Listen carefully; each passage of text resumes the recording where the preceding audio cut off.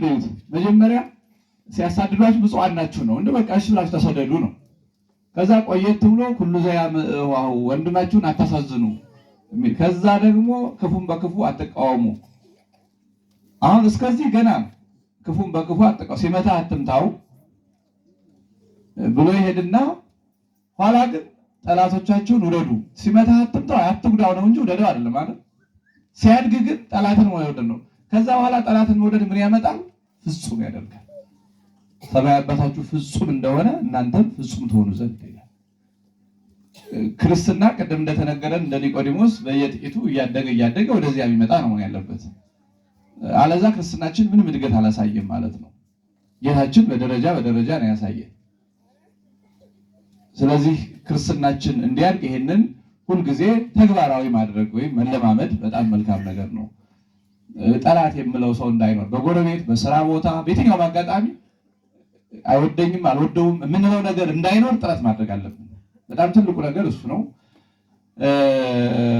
ወደ እኔ ጥያቄ ስመጣ ፍቅር በተደጋግሞ ይነገራል። ነገር ግን ያው በሚነገረው መጠን ግን በክርስቲያኑ ማህበረሰብ ሕይወት ላይ ጎልቶ አይታይም እና እሱ ነገር ምንድነው የሚለው በነገራችን ላይ ፍቅር ከፍቅረ እግዚአብሔር ሲጀምር ነው።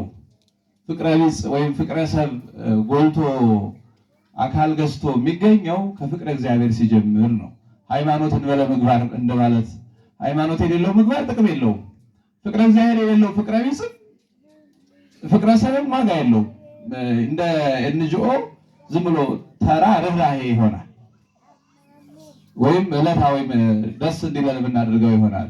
ፍቅረ እግዚአብሔርን መሰረት ያደረገ ፍቅረ ቢጽ ግን እሱ ለኛ ያደረገውን እናስባለን፣ እሱ ለኛ የሆነውን እናስባለን። ቅድም በደንብ አዳምጣችሁ እኮ ትምህርት ሲሰጠን ለኛ ሲቸነከር ሐሞት ሲጠጣ ፍቅሩን እያየን ፍቅረ እግዚአብሔሩ ካለን የእሱ የሆኑትን አንጠላም።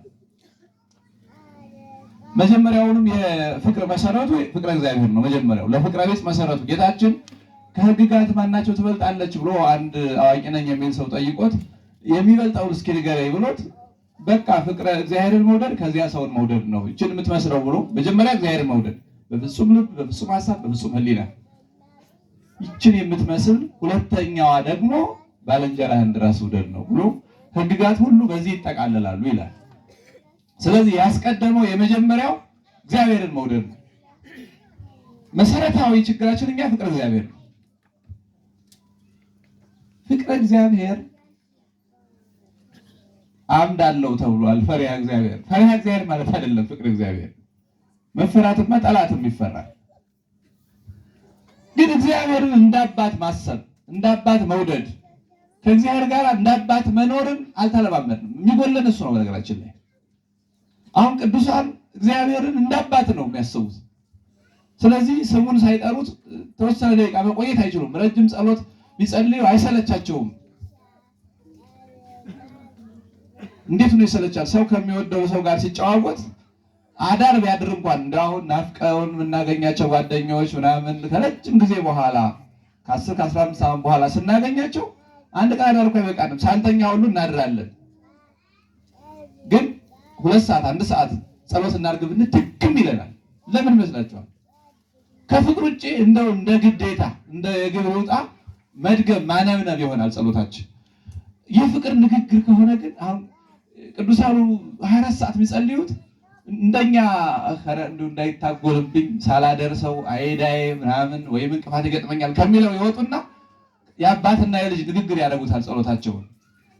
ተሳሃለኒ እግዚኦ በከመ ይቤሳልክ ለከ ለባህቲትከ አበስኩ ወኩየኒ በቅድሚያ አንተን በደልኩ። ከፊታቸው እንዳለ በትክክል አምነው አንተን በደልኩ፣ በአንተ ዘንድ ኃጢአቴ ግልጥ ነው፣ ስለዚህ ይቅር በለኝ ማረኝ እያሉ ንግግር የሆነ ጊዜ ድካም ራሱ ይጠፋል። ስለዚህ ፍቅረ እግዚአብሔር ያለው ሰው ፍቅረ ቢጽ አይገደውም። ምክንያቱም እግዚአብሔርን አባቴ ነው ብሎ ወዶ የሚኖር ሰው የእግዚአብሔር የሆኑትን ሁሉ ሊጠላ አይችልም።